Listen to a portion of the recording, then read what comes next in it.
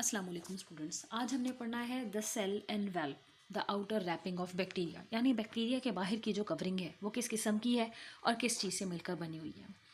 Bacteria क्योंकि हज़ारों की तादाद में दुनिया में किस्में इनकी पाई जाती हैं, तो इनमें बहुत सारी वैरायटी है और इस वैरायटी की वजह से हम कहते हैं कि दे आर वेरी डाइवर्स.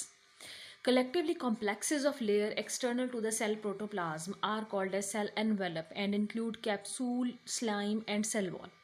क्योंकि मुख्तलिफ़ किस्म के बैक्टीरिया का स्ट्रक्चर थोड़ा बहुत एक दूसरे से बेसिक तो सेम है, लेकिन थोड़ा बहुत आउटर कवरिंग के हिसाब से थोड़ा सा फ़र्क है।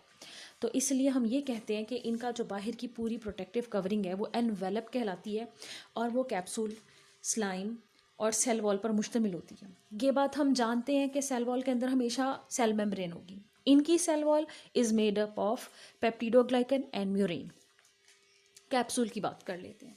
कैप्सूल जो है ये किस चीज़ से मिलकर बना हुआ है? ये कार्बोहाइड्रेट्स की एक किस्म है जो कि लंबी सारी चेन्स पर मुश्तमिल होता है पॉलीसैकेराइड से, और पॉलीसैकेराइड रिपीट करते रहते हैं। ये छोटे छोटे यूनिट्स एक दूसरे को मिलकर फिर इसके साथ इसमें प्रोटीन शामिल हो जाती है। समटाइम्स कोई एक होता है, समटाइम्स दोनों मिल जाते हैं और पूरा एक थिक प्रोटेक्टिव कवरिंग बना देते हैं बैक्टीरिया के सेल के बाहर।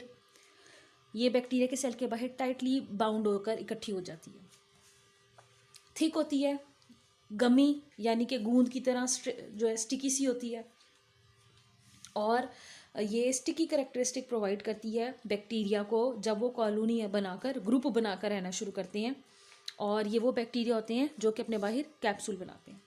स्लाइम, ये जो है प्रोटेक्टिव कवरिंग, ये थोड़ी सी लूज़ है, बहुत टाइटली बाउंडेड नहीं है, और ये बड़े बड़े मॉलिक्यूल से मिलकर बनी है जिन्हें हम मैक्रो मॉलिक्यूल्स कहते हैं, और कलेक्टिवली इन्हें स्लाइम कैप्सूल्स भी कहते हैं। तो ये पैथोजेनिसिटी ऑफ बैक्टीरिया को जो है एनहेंस करती है और फैगोसाइटोसिस करने से रोकती है। पैथोजेनिसिटी क्या है? हमने शुरू में जब ये चैप्टर पढ़ा था तो हमने आपको एक्सप्लेन किया था कि बैक्टीरिया जो हैं वो कुछ हमारे लिए बेनिफिशियल भी हैं और कुछ हमारे लिए नुकसानदेह भी हैं। जब बैक्टीरिया नुकसानदेह होते हैं तो ये हमारे जिस्म में जब एंटर होते हैं ये पैरासाइट बन जाते हैं, हमारे जिस्म के अंदर रहते हैं और हम इसका होस्ट। अगर पैरासाइट जानदार के जिस्म में, होस्ट के जिस्म में, यानी कोई बीमारी देकर जाए तो फिर उसको पैथोजन बोलते हैं, और जो वो बीमारी पैदा करने की सलाहियत रखता है और जो नुकसान पैदा करने की काबिलियत रखता है और उसमें उसके नतीजे में उसका अपना फ़ायदा होता है, ये ओवरऑल कैरेक्टर कहलाता है पैथोजेनिसिटी। तो हमारी बॉडी का जो इम्यून सिस्टम है वो हमारा जो है प्रोटेक्शन देती है हमारे जिस्म को जर्म्स के ख़िलाफ़, बैक्टीरिया के ख़िलाफ़ भी। तो हमारे जिस्म की जो इम्यून सिस्टम है उसमें वाइट ब्लड सेल्स जब भी बैक्टीरिया हमारे जिस्म में दाखिल होते हैं उनके ऊपर अटैक करते हैं और उनको इनगल्फ करने की कोशिश करते हैं, यानी उनको खाने की कोशिश करते हैं, जिसे फैगोसाइटोसिस कहते हैं। तो ये बैक्टीरिया अपने आप को बचाते हैं, फैगोसाइटोसिस के अगेंस्ट मज़ाहमत दिखाते हैं। अब बात कर लेते हैं सेल वॉल की। एक्स्ट्रा सेलुलर जो सब्सटेंसेज हैं और जो इसकी साइटोप्लाज्मिक मेम्ब्रेन है, दोनों के दरमियान में ये मौजूद है। एक्स्ट्रा सेलुलर सब्सटेंसेज हम कह रहे हैं स्लाइम को, कैप्सूल को, और सेल मेम्ब्रेन आपको पता है कि ये सेल को शेप देती है। इसके अंदर सारा साइटोप्लाज्म होता है और साइटोप्लाज्म के अंदर जो है बाकी की सारी सेल मशीनरी पाई जाती है। तो cell wall is made up of peptidoglycan and murein. एक साइंटिस्ट थे जिनका नाम था क्रिश्चियन ग्राम। इन्होंने एक टेक्निक डेवलप की थी जिसे ग्राम स्टेनिंग के नाम से जाना जाता है, उन्हीं के नाम पर। इस टेक्निक में मखसूस स्टेन्स जो हैं वो यूज़ किए जाते हैं। स्टेन ऐसे कंपाउंड्स होते हैं, लिक्विड फॉर्म में इस्तेमाल होते हैं, जिनके थ्रू हम किसी भी चीज़ को रंग देते हैं और उसको हम माइक्रोस्कोप की मदद से बेहतर तरीके से समझने की कोशिश करते हैं। तो ग्राम स्टेनिंग के नतीजे में जो कलर्स इस्तेमाल किए जाते हैं स्टेनिंग करने के लिए, उसे पूरे प्रोसीजर को हम कहते हैं ग्राम स्टेनिंग प्रोसीजर। दुनिया भर के जो बैक्टीरिया हैं जब उनके ऊपर ग्राम स्टेनिंग का प्रोसीजर लगाया जाए तो मालूम हुआ कि वो दो तरह के हो सकते हैं। पहले ग्राम पॉजिटिव बैक्टीरिया, अगर आप इनको ग्राम स्टेनिंग के तरीके से गुजारेंगे तो ये पर्पल नज़र आएंगे, और दूसरे ग्राम नेगेटिव बैक्टीरिया, अगर आप इसे ग्राम स्टेनिंग के जो प्रोसेस है उससे गुजारेंगे तो ये पिंक कलर के नज़र आएंगे। तो हम देख सकते हैं कि हमने ग्राम पॉजिटिव और ग्राम नेगेटिव दो कैटेगरीज बना ली बैक्टीरिया की। अब हमने एक मवाजना पढ़ना है कि दोनों में फ़र्क क्या है, दोनों की सेल वॉल में ऐसा क्या डिफरेंस है जो कि कलर जो है वो फ़र्क इम्पार्ट हो रहा है इनकी सेल वॉल में। तो हम देखते हैं कि नंबर ऑफ़ लेयर्स क्या हैं। ग्राम पॉजिटिव जो बैक्टीरिया हैं इनमें एक होती है, जबकि ग्राम नेगेटिव में दो लेयर्स होती हैं। केमिकली देख लेते हैं कि किस चीज़ से मिलकर बनी है इनकी cell wall. Gram positive bacteria में cell wall is made up of peptidoglycan, जो कि 50% हिस्सा बनाती है, टिकॉइक एसिड, लिपोटिकॉइक एसिड। जबकि दूसरी तरफ हम देख रहे हैं कि लिपोपोलीसैकेराइड्स की मिलकर बनती है इनकी सेल वॉल। लिपोपोलीसैकेराइड्स क्या है? ये आगे से 2 बड़े मैक्रोमोलिक्यूल से मिलकर बने हैं, लिपिड्स एंड कार्बोहाइड्रेट्स। और पेप्टिडोग्लाइकन भी एक इसी में शामिल है, जो कि करीबन 10% हिस्सा बनाता है सेल वॉल का। लिपिड्स कितने हैं दोनों में? जी, ग्राम पॉजिटिव में 1 से 4% हो सकते हैं, ग्राम नेगेटिव में 11 से 12% हो सकते हैं। अब देख लेते हैं कि मोटाई क्या है। 20 से 80 नैनोमीटर है पॉजिटिव में, 8 से 11 नैनोमीटर है नेगेटिव में। आउटर मेम्ब्रेन्स होती हैं? जी बिल्कुल, ग्राम पॉजिटिव बैक्टीरिया में ये नहीं होती, और outer membrane gram negative bacteria में होती हैं, इसलिए लिखा हुआ है यस। पेरीप्लाज्मिक स्पेस, दोनों के दरमियान में क्या थोड़ी सी स्पेस है या सारी लेयर्स एक दूसरे के साथ साथ हैं? तो जो है पेरीप्लाज्मिक जो स्पेस है वो कुछ में मौजूद होती है, और जो ग्राम नेगेटिव बैक्टीरिया उनमें सब में होती है। परमिएबिलिटी यानी ये कितने कंपाउंड्स को, मॉलिक्यूल्स को अपने आर पार गुजरने देती है? ये ज़्यादातर परमिएबल है, ज़्यादा सारी चीज़ों को गुजरने देती है, जबकि हम ग्राम नेगेटिव के लिए इसके बारे में बात करेंगे कि ये लेस परमिएबल है। तो हमने देखा कि ज़्यादातर बैक्टीरिया की जो सेल वॉल है उसका मेन हिस्सा एक बड़ा मैक्रोमोलिक्यूल है जिसका नाम है पेप्टिडोग्लाइकन। साथ में मैंने आपको एक दूसरा नाम भी बताया था, म्यूरिन, जिसका तस्करा हमने पहले भी पढ़ लिया था। इसमें जो सेल वॉल होती है बैक्टीरिया की, इसमें लंबी लंबी चेन्स शामिल होती हैं जो कि एक दूसरे को क्रॉस करती हैं, आड़ी टेढ़ी गुजरती हैं एक दूसरे के ऊपर से 90 का एंगल बनाकर, जिसकी वजह से वो सख्ती, तनाव, मजबूती फराहम करती हैं सेल वॉल को।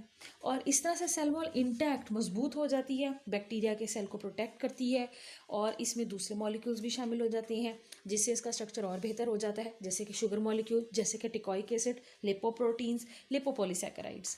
अल्टीमेटली ये सारे मिलकर पेप्टिडोग्लाइकन के साथ सेल वॉल के स्ट्रक्चर को मुकम्मल करते हैं। बहुत सारे जो बैक्टीरिया हैं जो दुनिया में इनकी किस्में पाई जाती हैं, उनमें कहीं कहीं देखा गया कि सेल वॉल नहीं भी होती। तो फिर characteristic of gram bacteria, characteristic of जो ग्राम पॉजिटिव हैं बैक्टीरिया या ग्राम नेगेटिव बैक्टीरिया हैं, उसके ऊपर जो है कमोबेश आप इसको कंसीडर नहीं कर सकते। और कुछ बैक्टीरिया में तो सेल वॉल सिरे से ही नहीं होती है। So cell walls of archaebacteria are different from eubacteria. Bacteria जो हैं ये बेसिकली 2 तरह के हैं। एक वो जो कदीम ज़माना से दुनिया में पाए जाते हैं, और ये भी प्रोकैरियोटिक हैं, यूनिसेलुलर हैं, एक्सट्रीम एनवायरनमेंट में रहते हैं, आम हालात में जो है सर्वाइव करना जो है उसमें मौसम की सख्ती, दर्जा हरारत की तब्दीली, ये सब देखना होता है। लेकिन ये वो बैक्टीरिया हैं जो कि एक्सट्रीम कंडीशंस में रहते हैं, बहुत ज़्यादा कम दर्जा हरारत, बहुत ज़्यादा शदीद जो है वो दर्जा हरारत का उतार चढ़ाव उसको बर्दाश्त कर लेते हैं, तो इन्हें आर्की बैक्टीरिया कहते हैं। और जो यू बैक्टीरिया, ये वो ट्रू बैक्टीरिया हैं जिनके ऊपर टेम्परेचर, पीएच के हालात जो असरअंदाज होते हैं और ये एक्सट्रीम कंडीशंस में नहीं रह सकते। अब बात कर लेते हैं इनकी सेल मेम्ब्रेन की। सेल मेम्ब्रेन, प्लाज्मा मेम्ब्रेन एक ही बात है। ये थिन है, फ्लेक्सिबल है, लचक देती है, साइटोप्लाज्म को घेर के रखती है, सेल की शेप प्रोवाइड करती है, नाजुक सी है, और अगर इसको डैमेज कर दिया जाए किसी तरीके से तो बैक्टीरिया के सेल की डेथ हो जाएगी, यानी अल्टीमेटली बैक्टीरिया किल हो जाएंगे। ये यूकैरियोट्स की मेम्ब्रेन के साथ थोड़ा सा मिलती जुलती भी है, लेकिन कुछ बातों में डिफरेंट भी है। फॉर एग्जांपल, इसमें स्टीरोल का ग्रुप जो है, ग्रुप ऑफ कंपाउंड्स, वो शामिल नहीं होते, जैसे कि कोलेस्ट्रॉल इसमें शामिल नहीं होता। तो ये क्या करती है, ये प्रोटीन्स, न्यूट्रिएंट्स, शुगर, इलेक्ट्रॉन और दूसरे किस्म के जो कंपाउंड जो मेटाबॉलिज्म के दौरान बनते हैं, जिन्हें हम मेटाबोलाइट्स कहते हैं, उनको सेल के अंदर बाहर आने जाने देती है, उनकी ट्रांसपोर्ट में मदद देती है। बहुत सारे ऐसे एंजाइम्स भी होते हैं जो कि बैक्टीरिया को अपनी इंटरनल सेलुलर प्रोसेसेस करने के लिए रिक्वायर्ड होते हैं, वो उसकी प्लाज्मा मेम्ब्रेन के साथ अटैच्ड होते हैं। अब बात कर लेते हैं साइटोप्लाज्मिक मैट्रिक्स की। Cytoplasm of prokaryotic cell lacks membrane bound organelles and cytoskeleton. इनमें साइटोस्केलेटन नहीं है, माइक्रोट्यूब्यूल नहीं होंगी, माइक्रोफिलामेंट नहीं होंगे, इंटरमीडिएट फिलामेंट नहीं होंगे, इस तरह की चीज़ें। और सारे मेम्ब्रेन बाउंडेड जो ऑर्गेनेल्स हमने पिछले चैप्टर में पढ़े थे वो भी इनमें नहीं पाए जाते। इनमें सिर्फ एक ही सेल ऑर्गेनेल होता है और वो है राइबोसोम, और आपको मालूम है कि राइबोसोम भी इनमें छोटे साइज़ का होता है as compare to eukaryotic cell. और राइबोसोम एक ऐसा सेल ऑर्गेनेल है जिसके बाहर मेम्ब्रेन नहीं होती। इनका जो साइटोप्लाज्म है वो जेल के जैसा है, सारे साइटोप्लाज्म जो है वो अंदर फैला हुआ है, स्कैटर्ड है, इसमें बहुत सारे मॉलिक्यूल्स मौजूद होते हैं जो कि ट्रांसपोर्ट हो रहे होते हैं. So the plasma membrane and everything present with in it is called as protoplast. तो प्रोटोप्लास्ट हम किससे कहते हैं? प्लाज्मा मेम्ब्रेन और इसके अंदर तमाम चीज़ों को कलेक्टिवली हम प्रोटोप्लास्ट कहते हैं. 2 नंबर का सवाल आपको पूछा जा सकता है, डिफाइन प्रोटोप्लास्ट. तो आपने ये 2 लाइन्स लिखनी है. इसके अलावा साइटोप्लाज्म के सेंटर में जो इनका जेनेटिक मटेरियल है डीएनए की फॉर्म में होता है वो मौजूद होता है. क्योंकि इनमें मेम्ब्रेन बाउंडेड न्यूक्लियस नहीं है तो आप कह ही नहीं सकते कि न्यूक्लियस यहाँ से शुरू हो रहा है यहाँ से ख़त्म हो रहा है या यहाँ पर है न्यूक्लियस है ही नहीं. सिर्फ जो इनका जेनेटिक मटेरियल है वो सेंटर में पाया जाता है और वो साइटोप्लाज्म के अंदर ही स्कैटर हुआ होता है. इसके अलावा इनमें राइबोसोम्स होते हैं, वो भी मौजूद होते हैं, जगह जगह इनके सेल में स्कैटर्ड होते हैं. इनमें एंडोप्लाज्मिक रेटिकुलम नहीं, गोल्जी बॉडी नहीं, माइटोकॉन्ड्रिया नहीं. हाँ जी, दूसरे कुछ स्ट्रक्चर्स हैं, फॉर एग्जांपल मीसोसोम्स हैं, इनमें इंपॉर्टेंट एंजाइम्स वगैरह होते हैं. इनके बारे में हमने आगे आने वाले जो हमारा हेडिंग है उसमें हमने पढ़ना है इसको. न्यूक्लियोइड. अब क्योंकि मैंने अभी आपको बताया कि बैक्टीरिया जो हैं प्रोकैरियोट्स ये ऐसे ऑर्गेनिज्म हैं जिनमें न्यूक्लियस नहीं है, तो फिर इनका स्ट्रक्चर क्या है, उसको क्या कहेंगे? अब bacterial cell unlike the cells of eukaryotic organism lacks discrete chromosome and nuclear membrane. Nuclear membrane नहीं होती और इनके ऐसा चुस्ता से क्रोमोसोम की शक्ल में जो डीएनए मटेरियल है नहीं पाया जाता.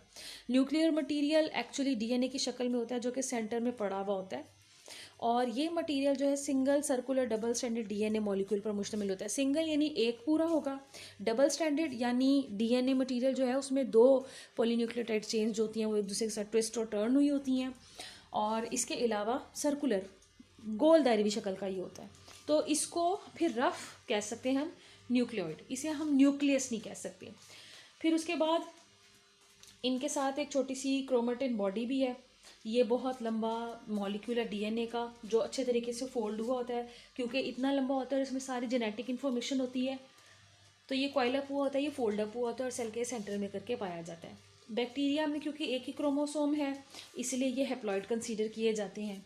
अदर नेम्स फॉर न्यूक्लियोइड और nuclear body, chromatin body and nuclear region, यही इस्तेमाल किए जाते हैं ये terms. It is visible in light microscope after staining with Feulgen stain. Feulgen stain एक साइंटिस्ट ने जो है वो बनाया था और इससे जब हम स्टेन करें तो हमें इनका इंटरनल स्ट्रक्चर जो है लाइट माइक्रोस्कोप से खासा विजिबल हो जाता है. एस्क्रीशिया कोलाई जिसे आम ज़बान में ई कोलाई भी कहते हैं, इसके अंदर क्लोज सर्कुलर जो है फॉर्म में क्रोमोसोम इनका मौजूद होता है. अगर उसकी लंबाई मापी जाए तो वो 14,000 माइक्रोन मीटर के करीब है. अब देख लेते हैं प्लाज्मिड. प्लाज्मिड इनका एक्स्ट्रा क्रोमोसोमल जेनेटिक मटेरियल है, सर्कुलर फॉर्म में है. इसमें बड़े इंपॉर्टेंट जीन्स होते हैं जिसकी वजह से इनमें एंटीबायोटिक्स के ख़िलाफ़ रेजिस्टेंस जो है वो अच्छा आ जाता है. ये अपने आप को बचा लेते हैं और ये भी डबल स्टैंडर्ड है, सर्कुलर फॉर्म में पाया जाता है. ये अपनी कॉपियाँ खुद ही तैयार कर लेता है, इसलिए हम इसको कहते हैं कि ये सेल्फ रेप्लिकेटिंग है. इसके होने या ना होने से बैक्टीरिया की ग्रोथ पर फ़र्क नहीं पड़ता. अगर हम इसको निकाल भी दें बैक्टीरिया में तो बैक्टीरिया ग्रो भी करेगा और बैक्टीरिया ज़िंदा भी रह सकते हैं. लेकिन इसमें क्योंकि ऐसे जीन्स होते हैं जो कि उसको ताकतवर अद्वियात के ख़िलाफ़ बचा लेते हैं, तो अगर ताकतवर अद्वियात उस बैक्टीरिया के ख़िलाफ़ इस्तेमाल की जाएंगी तो फिर इस बैक्टीरिया को प्रॉब्लम हो जाएगी. तो प्लाज्मिड जो है ये बड़ा ही इंपॉर्टेंट है और इसको आज इंसान जेनेटिक इंजीनियरिंग में अपनी जो फ़ायदे हैं उनके लिए बहुत ज़्यादा बड़े पैमाने पर इस्तेमाल कर रहे हैं. राइबोसोम सेल ऑर्गेनेल हैं, प्रोटीन सिंथेसिस में इन्वॉल्व हैं, बड़े ही इंपॉर्टेंट है. साइज़ इनका छोटा होता है यूकैरियोट्स के मुकाबले में और ये ऐसे सेल ऑर्गेनेल हैं जिसके बाहर मेम्ब्रेन नहीं होती है. मीसोसोम ये इनवेजिनेशन होती हैं. इनवेजिनेशन अंदर की तरफ अगर कोई मेम्ब्रेन फोल्ड पैदा कर दे अंदर की तरफ तो उसको हम कहते हैं इनवेजिनेशन बनाना. ये मीसोसोम्स थैलियानुमा स्ट्रक्चर होते हैं और ये वेजिकल्स यानी कि छोटी छोटी थैलियाँ, ट्यूब्यूल्स यानी ट्यूब की फॉर्म में या लमेली परतों की शक्ल में इस्तेमाल बनती हैं इनके सेल के अंदर. और इसके अंदर बहुत सारे इंपॉर्टेंट एंजाइम्स वगैरह शामिल होते हैं जिनको संभाल कर रखना होता है, अटैच करके रखना होता है. मिसाल के तौर पर जो रेस्पिरेटरी एंजाइम्स होते हैं वो भी यहाँ पर इसके साथ पाए जाते हैं. उसके बाद बात करते हैं ग्रैन्यूल्स की और स्टोरेज बॉडीज़ की. बैक्टीरिया क्योंकि एक छोटा सा सादा सा सेलुलर ऑर्गेनिज्म है और इसमें बहुत ज़्यादा न्यूट्रिएंट्स को जो है वो अब्जॉर्ब नहीं किया जाता, थोड़ी सप्लाई के लिए रखा जाता है. तो इसमें ऐसी छोटी छोटी बहुत सी थैलीनुमा स्ट्रक्चर होते हैं जो कि स्टोरेज का काम करते हैं. बहुत सारे ऐसे स्ट्रक्चर्स होते हैं जो जरदाने नुमा होते हैं जिन्हें ग्रैन्यूल्स कहते हैं. So they tend to store extra nutrients when possible. जब पॉसिबल होता है इसमें बैक्टीरिया अपने लिए एक्स्ट्रा अमाउंट ऑफ न्यूट्रिएंट्स को स्टोर कर लेता है, ताकि जिन दिनों जो है हालात साजगार नहीं है, खुराक बनने का या हासिल होने का काम नहीं हो सक रहा, तो उन दिनों इन न्यूट्रिएंट्स को इस्तेमाल किया जा सके। मिसाल के तौर पर ये ग्लाइकोजन को सेव कर सकता है, जो कि रिजर्व फूड मटेरियल है, सल्फ़र को, फैट को, फॉस्फेट को, और इसके अलावा इसमें वेस्ट मटेरियल को भी जो है वो स्टोर कर लिया जा सकता है, ताकि फिर उसको एक्सक्रीट किया जा सके। तो कॉमन जो वेस्ट मटेरियल एक बैक्टीरियल सेल के अंदर बनते हैं उसमें है alcohol, lactic acid and acetic acid.